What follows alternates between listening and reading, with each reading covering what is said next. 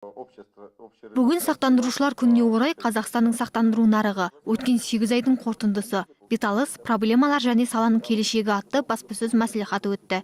Комис өмір сақтандыру компаниясы басқарма төрағасы Алик Ханин әсіресе денсаулықты сақтандырудың маңыздылығына тоқталды.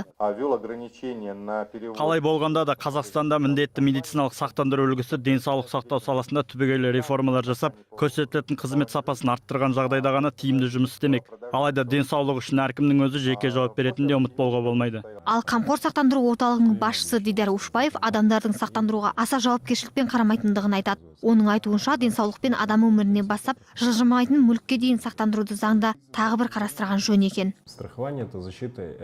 Жалпы сақтандырудың бірнеше түрі бар. Адамдар тек автокөлік, тағы сол сияқты шағын мүліктерді сақтандыруға бейімді. Сондай-ақ көбіне мерзімді сақтандыруларға барамыз. Мерзімді сақтандырудан гөрі жарамды сақтандыруды қайта қарастыру керек деп ойлаймын. Алайда сақтандырғанда мемлекеттің немесе сол компанияның пайдасынан бұрын адам үшін маңыздалған ескергеніміз жөн. Ал экономист мамандар сақтандырудың көбіне пайдасынан гөрі шығыны басымырақ екенін алға тартады. Себебі бір адамның жылдық табысының 30% түрлі сақтандыруларға кетеді екен. Вообще страхование в общем смысле Сақтандыру компанияларының жұмысы жекелеген адамдар үшін аса пайдалы бола қоймайды. Еуропа елдерінде де сақтандыру бар, бірақ ол адамға 18% пайда береді. Ал бізде керісінше жылдық табыстың 30% сақтандыру қызметтеріне шығады. Мысалы, менің өзім жеке көлігім үшін айына 10 мыңнан жылына 24 мың теңге тек сақтандыру үшін беріп отырамын. Енді барлық адамдардың түрлі шығынын есептей беріңіз.